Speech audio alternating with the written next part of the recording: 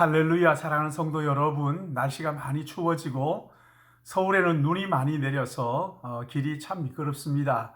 이럴 때 건강에 유의하시기 바라고요. 오늘 본문은 마태복음 22장 1절에서 14절의 말씀인데, 주님은 결혼잔치의 비유를 가지고 유대인들이 하나님의 나라에 대한, 천국에 대한 잘못된 생각을 바로잡아주고 있는 말씀입니다.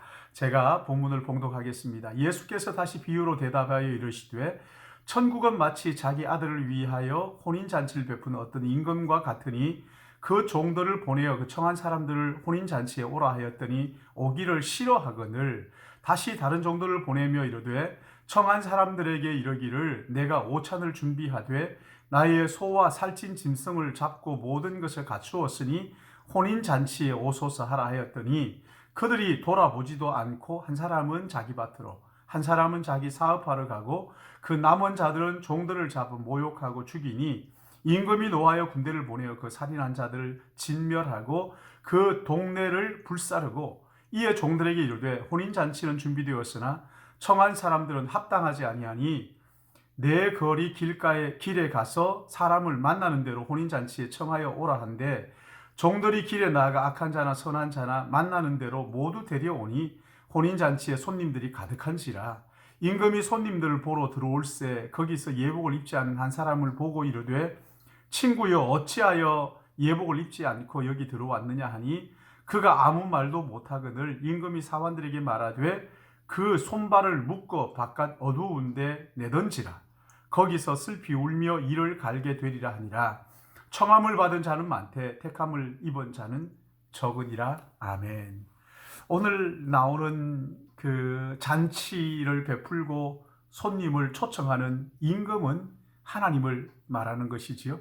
그리고 결혼잔치의 신랑은 예수 그리스도를 말하는 것입니다. 당시 결혼식은 먼저 말로 알려주고, 그리고 잔칫날 종들을 보내어서 초청한 사람들을 모셔오도록 하는 것이었습니다. 여기에서 초대받은 사람들은 이스라엘 백성들이죠.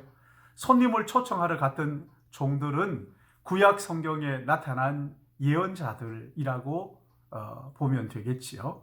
결혼잔치에 초대받은 사람들, 이 사람들이 종을 보내어 모셔오려고 하니까 오지 않겠다고, 오기를 싫어한다고 했습니다. 그러자 다른 종들을 보내어서 소와 살찐 짐승을 잡고 모든 것을 준비되어 있으니까 혼인잔치에 오라고 초청을 합니다. 근데 5절 말씀을 보시면 그들이 돌아보지도 않고 한 사람은 자기 밭으로 또 한 사람은 자기 사업하러 가고 그 남은 자들은 종을 잡아 모욕하고 죽였다고 말합니다. 임금의 초청을 달갑지 않게 여겼던 것이지요.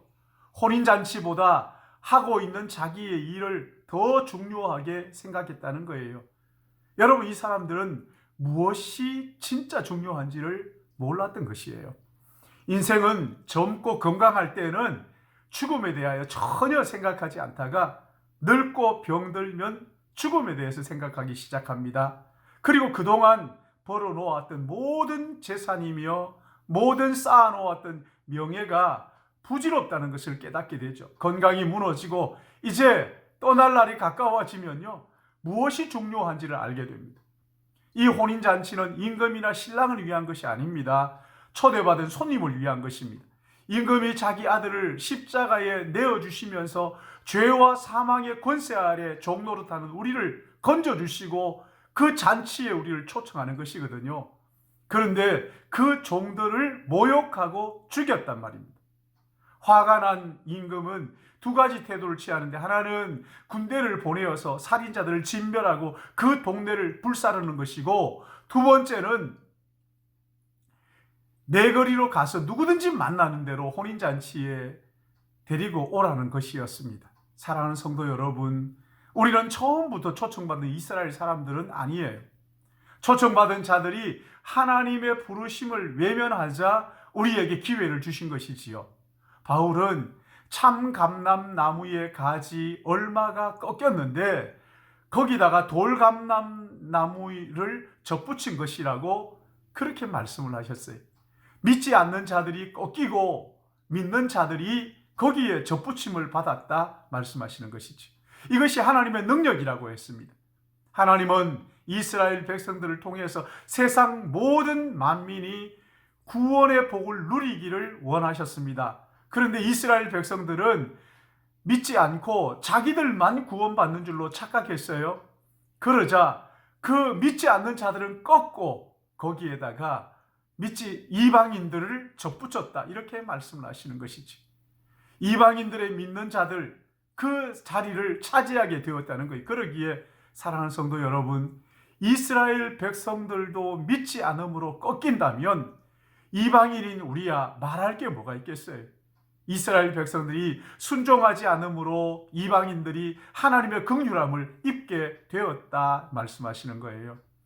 하나님의 지혜와 지식의 부요함을 여러분 우리는 다 알 수가 없죠.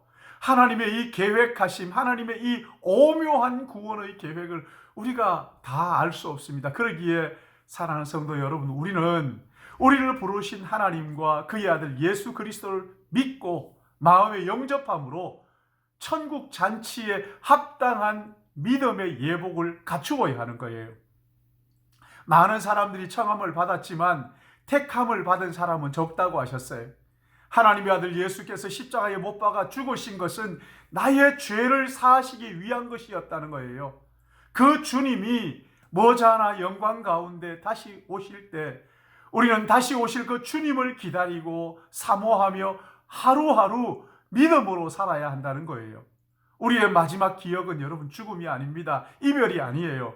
우리 주님 다시 오실 때 주님 안에서 죽은 자들이 먼저 살아나고, 그리고 살아남은 우리들이 영광의 몸으로 변화하여서 주님을 만나는 혼인잔치에, 그 기에 함께 기쁨의 잔치를 하는 것이 우리의 마지막 기억이고, 영원히 주님과 함께 있는 것이 우리의 마지막 기억이 될 것입니다.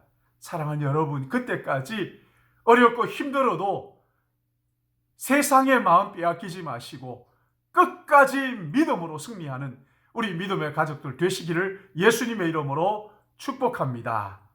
우리 기도하겠습니다. 그렇습니다. 주님, 허물과 죄로 죽었던 저희들이지만 하나님께서 꺾여진 창감람나무 가지에 돌감람나무인 우리를 접붙여 믿음으로 하나님의 자녀되게 하신 것을 감사하며 찬양을 드립니다. 아버지 하나님, 하루하루 우리의 삶이 결코 만만치 않고 쉽지 않은 것을 주님 앞에 고백합니다. 다람쥐 쳇바퀴 돌듯이 늘 반복되는 하루하루가 믿음으로 산다는 것이 의미가 없는 것처럼 느껴질 때도 있습니다. 그러나 주님, 마지막 주님의 심판대 앞에 섰을 때 우리가 우리 인생에 진짜 중요하고 소중한 것이 무엇인지 잊지 않도록 하나님 아버지, 오늘 이 삶 속에서 주님을 찬양하며 아버지 하나님 그 믿음으로 살아갈 수 있도록 우리를 붙잡아 주시옵소서. 아버지, 정말 소중한 우리의 인생에 가장 가치로운 것이 무엇인지 잊지 않도록 늘 기억하도록 성령 하나님께서 깨우쳐 주시어서 예수 그리스도를 믿는 믿음으로 하루하루 살아가며 주님 다시 오실 날을 기다리며 예비하며 사모하는 저희들 되게 은혜를 베풀어 주시옵소서. 오늘도 적고 사소한 문제를 가지고 마음 상하지 않게 하시고 아버지 하나님, 정말 중요한 것을 놓치지 않기 위하여 중요하지 않은 것들을 버릴 줄 아는 우리 믿음의 가족들 되도록 은혜 베풀어 주실 것을 간절히 바라옵고, 우리를 믿음의 자리로 영원한 하나님의 나라, 영광의 나라로 부르신 주님 찬양 드리옵고 거룩하신 우리 구주 예수님의 이름으로 기도드리옵나이다. 아멘.